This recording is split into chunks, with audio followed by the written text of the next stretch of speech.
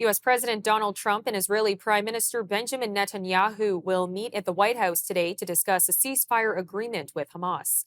New details of the ceasefire proposal came out today, which outlines plans for a 60-day ceasefire during which Hamas would hand over 10 living and 18 dead hostages.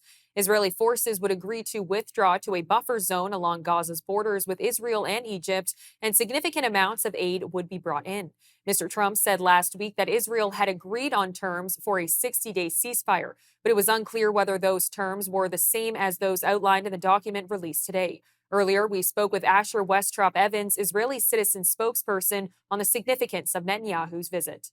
Well, I think it's important for us to note that the fundamental sort of math of this situation has changed as it stands now. In past trips to the White House, this was all occurring before the Iran war, the 12-day war between Israel and Iran. It was a fundamentally different Middle East that we were dealing with here, and certainly the politics as it stands, both regionally but also between Israel, the U.S., and between even Trump and Netanyahu as people. The whole equation has changed now, and what we're seeing now at this juncture is, firstly, a few things that relate to domestic politics here in Israel. Obviously, the tension has been released, the grass has been mown, whatever particular phrase you want to use when it comes to Iran. But also, Israel is firmly in mind that elections are starting to loom large. In the current system, we'd be talking about the elections at the absolute latest at November next year, which sounds like still quite a while away, but in Israeli terms, it realistically means the elections will probably be called much sooner.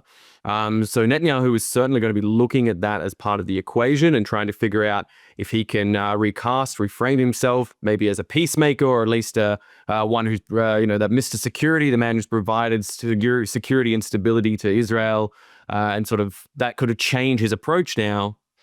And on the flip side of that, of course, there is the pressure coming from the Trump administration, from the US in general, to sort of wrap things up. We've seen that sort of been playing out in a lot of US President Donald Trump's rhetoric of late, talking about wanting to create a ceasefire, pushing for an actual change to the status quo that's now been going on as we get close to the 2-year mark since the October 7 war started. So, there's a lot at play here and a lot at stakes. And I think that's why we're seeing now, we've got these recent reported announcements that there won't be any big high profile meetings in front of camera. A lot of these conversations are going to occur behind camera, behind closed doors rather. And it'll be very interesting to see what does come out of that.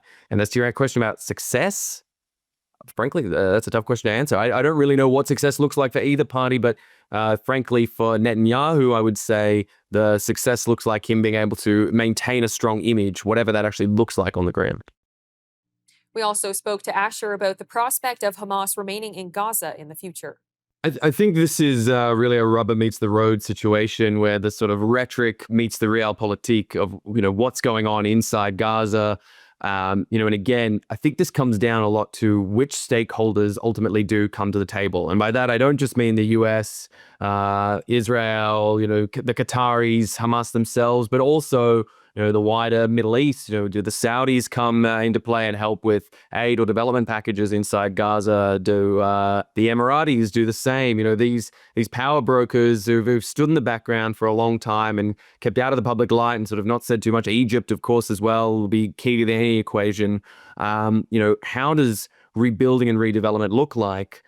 And that's going to be a key question and sort of one of measuring success. But I think you're right in the sense that the optics are shifting. People understand, and I think certainly here in Israel, we understand that there is a need for some sort of conclusion here. And while the goals of removing Hamas, disarming the group, dismantling them from power, removing them from that governance role is still very much on top of people's minds. And I think there will be a lot of backlash politically inside Israel if Netanyahu ends the war without achieving that goal. On the other hand, people are tired.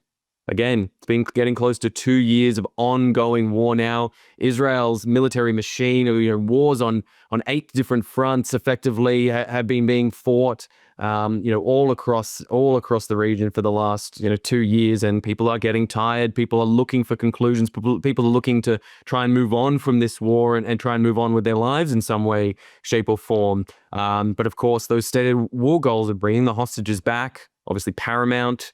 And ensuring, fine, if Hamas isn't truly defeated and dismantled in its entirety, that there cannot be another situation where we're staring down the barrel of another potential Hamas attack, the likes of October 7th, in whether it be a year, 5 years, 10 years, 20 years. Israel has experienced enough with that on all very different fronts of seeing that grass be mown and then just grow back over time, and having these militias back on the doorstep posing a threat to Israelis and Israeli communities.